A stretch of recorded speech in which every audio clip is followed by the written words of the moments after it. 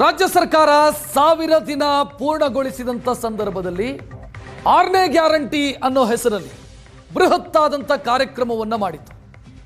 ಜನರಿಗೆ ಹಕ್ಕುಪತ್ರವನ್ನ ವಿತರಿಸಿದ್ದೀವಿ, ನಮ್ಮ 6ನೇ ಗ್ಯಾರಂಟಿಯನ್ನ ನಾವು ಪೂರ್ಣಗೊಳಿಸಿದ್ದೀವಿ ಅಂತ ನಾಯಕರು ಭಾಷಣ ಮಾಡಿದರು. ಸಿಎಂ, ಡಿಸಿಎಂ ಎಲ್ಲರೂ ಕೂಡ ಭಾಷಣ ಮಾಡಿದರು. ಆದರೆ ಈ ಸಮಾವೇಶದಲ್ಲಿ ಯಾವ ರೀತಿ ಭ್ರಷ್ಟಾಚಾರ ಆಗಿದೆ ಅನ್ನೋ ಸಾಕ್ಷ್ಯ ಸಮೇತ ಸುದ್ದಿಯನ್ನು ನಿಮ್ಮ ಮುಂದೆ ಇಡ್ತಾ ಇದ್ದೀವಿ. ಬೃಹತ್ ಸಮಾವೇಶವನ್ನ ರಾಜ್ಯ ಸರ್ಕಾರ ಮಾಡಿತು ಭೂ ಗ್ಯಾರಂಟಿ ಅನ್ನೋ ಹೆಸರಲ್ಲಿ.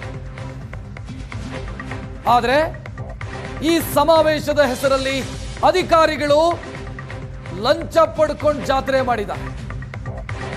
ಹಾವೇರಿ ಸಮಾವೇಶಕ್ಕೆ ಬಂದವರಿಂದ ವಸೂಲಿ ಮಾಡಿದ್ದಾರೆ ಅನ್ನುವಂತ ಆರೋಪ. ಭೂ ಗ್ಯಾರಂಟಿ ಫಲಾನುಭವಿಗಳಿಗೆ ಹಕ್ಕು ಪತ್ರವನ್ನು ಕೊಡೋದಕ್ಕೆ ಲಂಚ ಪಡೆದಿದ್ದಾರೆ. ಅಧಿಕಾರಿಗಳು ಒಬ್ಬೊಬ್ಬ ಫಲಾನುಭವಿಯಿಂದ ದುಡ್ಡು ಪೀಕಿರೋದು ಗೊತ್ತಾಗಿದೆ. ಅಧಿಕಾರಿಗಳ ಕರ್ಮಕಾಂಡವನ್ನ ಸುವರ್ಣ ನ್ಯೂಸ್ ಬಯಲು ಮಾಡ್ತಾ ಇದೆ. ರಾಜ್ಯ ಸರ್ಕಾರದಲ್ಲಿ ಮುಖ್ಯಮಂತ್ರಿಗಳು, ಉಪಮುಖ್ಯಮಂತ್ರಿಗಳು, ಸಂಬಂಧಪಟ್ಟಂತ ಸಚಿವರು ಭಾಷಣ ಮಾಡಿದ್ದೇ ಮಾಡಿದ್ದು. ನಾವು 6ನೇ ಗ್ಯಾರಂಟಿ ಕೊಟ್ವಿ ಜನರಿಗೆ, ನಮ್ಮ ಸರ್ಕಾರ ನುಡಿದಂತೆ ನಡೆದಿದೆ ಅಂತೆಲ್ಲ ಭಾಷಣ ಮಾಡಿದರು. ಆದರೆ ಲಂಚ ತೆಗೆದುಕೊಂಡು ಹಕ್ಕು ಪತ್ರ ಕೊಡಲಾಗಿದೆ.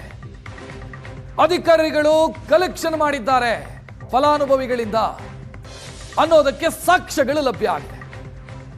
ಫಲಾನುಭವಿಗಳಿಂದ ಹಣ ಲೂಟಿ ಮಾಡಿರೋದು, ಹಣ ವಸೂಲಿ ಮಾಡಿರೋದು, ಲಂಚ ಪಡ್ಕೊಂಡಿರೋದು ಸುವರ್ಣ ನ್ಯೂಸ್ಗೆ ಇದಕ್ಕೆ ಸಂಬಂಧಿಸಿದಂತ ಸಾಕ್ಷ್ಯಗಳು ಸಿಕ್ಕಿದ್ದಾವೆ.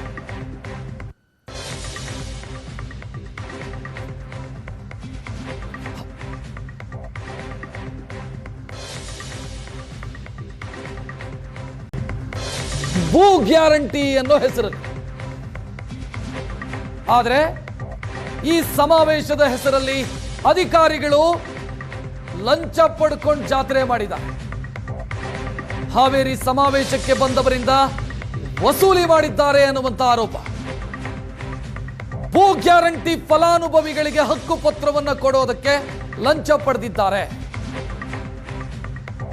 ಅಧಿಕಾರಿಗಳು ಒಬ್ಬೊಬ್ಬ ಫಲಾನುಭವಿಯಿಂದ ದುಡ್ಡು ಪೀಕಿರೋದು ಗೊತ್ತಾಗಿದೆ.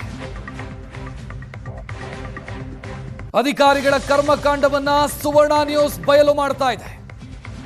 ರಾಜ್ಯ ಸರ್ಕಾರದಲ್ಲಿ ಮುಖ್ಯಮಂತ್ರಿಗಳು, ಉಪಮುಖ್ಯಮಂತ್ರಿಗಳು, ಸಂಬಂಧಪಟ್ಟಂತ ಸಚಿವರು ಭಾಷಣ ಮಾಡಿದ್ದೇ ಮಾಡಿದ್ದು.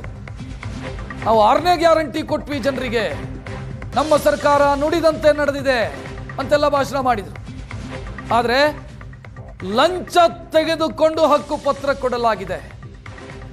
ಅಧಿಕಾರಿಗಳು ಕಲೆಕ್ಷನ್ ಮಾಡಿದ್ದಾರೆ ಫಲಾನುಭವಿಗಳಿಂದ ಅನ್ನೋದಕ್ಕೆ ಸಾಕ್ಷ್ಯಗಳು ಲಭ್ಯ ಆಗಿದೆ. ಫಲಾನುಭವಿಗಳಿಂದ ಹಣ ಲೂಟಿ ಮಾಡಿರೋದು, ಹಣ ವಸೂಲಿ ಮಾಡಿರೋದು, ಲಂಚ ಪಡ್ಕೊಂಡಿರೋದು ಸುವರ್ಣ ನ್ಯೂಸ್ಗೆ ಇದಕ್ಕೆ ಸಂಬಂಧಿಸಿದಂತ ಸಾಕ್ಷ್ಯಗಳು ಸಿಕ್ಕಿದ್ದಾವೆ.